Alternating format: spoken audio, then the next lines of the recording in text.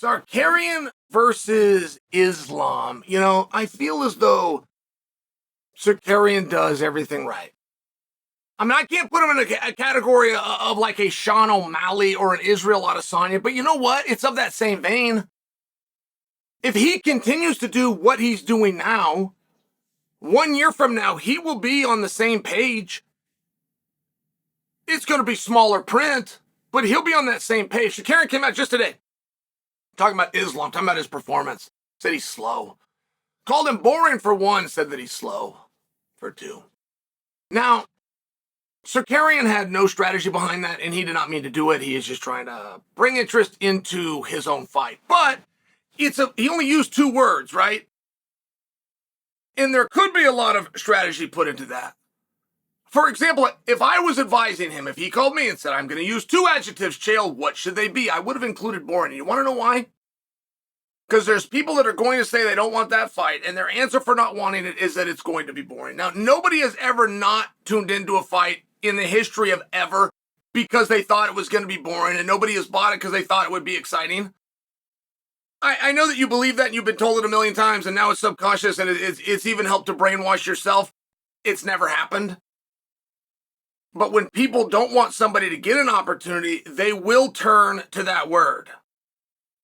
When the resume and the rankings and everything else points in that direction, but they just simply don't want it, they will turn to that word. So Tsarukyan using the word boring takes it away from them. They now won't use it. And if they don't use it, there's not a whole lot else you could say. By the way,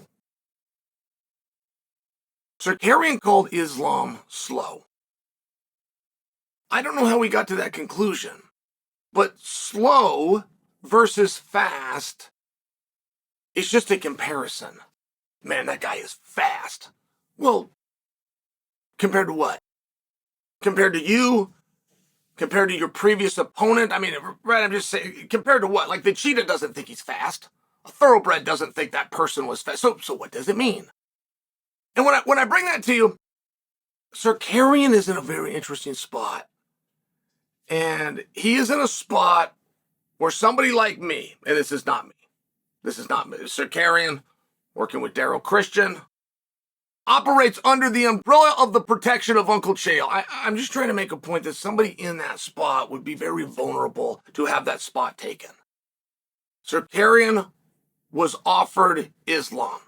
The very fight that Dustin Poirier just did was offered to Tsarukyan. And generally that remains a secret. Generally that never gets to us, the guys that said no. This one was made public. And that's fine. Tsarukyan is saying, I need a little bit more time. And I was surprised by that comment. I was only surprised because it's not as though Arman is unwilling to take on somebody for 5 rounds. He's done it before. It's not as though he's unwilling to take on somebody with short notice. He's done it before. It's not as though he's unwilling, without preparation of 4 or 5 rounds, to take on Islam Makhachev. He's done it before. So I was a little bit surprised because I look at these current conditions, and that is Arman coming off a victory over Charles Oliveira, a victory at 300 where he was on weight the day before and peak performance on that specific night. I just look at that environment and situation, and I guess that would have to be much better than the situation he was in the first time he took on Islam and did really well. So I was surprised that he said no. Now, it's not a good idea, historically speaking, in the UFC, and this is a 99%. It is not a good idea to turn down fights. And that doesn't matter if that's undercard or that's world title. Like the history of that happening, the turn down, that happening isn't wonderful. And the reason Tsarukyan is in such an interesting spot is because, I mean, when you know a guy is great, right, you'll hear people debate it because you can talk about records and you can talk about achievements and you can talk about dominance and you can bring up finishes and card placement. You can bring up things that people see, but when somebody is great, it's something that you don't see, and it's something that doesn't get spoken of. And it's something that's very hard to categorize, which is an acknowledgement from everybody else. I can't beat him. When you have that, it's something very special. And there is not a 55-pounder out there who has called out Islam Makhachev, and I do mean not one. There is not a 55-pounder out there who has called out and challenged Arman Tsarukyan's claim to number one contendership. There is not a 55-pounder out there, whether they could get the fight or not, even inserted themselves. Like, do you want to be in the top conversation? Whether you get it or not, but do you want to be in that top conversation in the war room where, man, we're down to a couple of people, but your name's one of them? Do you want to be down to that? Because if you'd like to, I can make your dream come true right now. It's got to be at 155. So you got to be signed to the organization. You got to be within the weight class. But if you call out Islam right now, if you do that on Twitter, you now will be in the final conversation with Tsarukyan. I don't imagine you'd beat him. But I'm sharing with you, like, it's a broad stroke to say nobody, usually. This is literal. There's not a 55-pounder out there who has called out Islam for one, but who has gone after Arm's spot for two. And what a vulnerable position that is. By using the facts, by using the truth, by bringing up the fact, you turned it down. It therefore defaults to me. It's just one of these things. And I don't think Islam himself, who doesn't overly want to do the fight, Islam he wants some new matchups. I think we all understand that. I think we all really get that.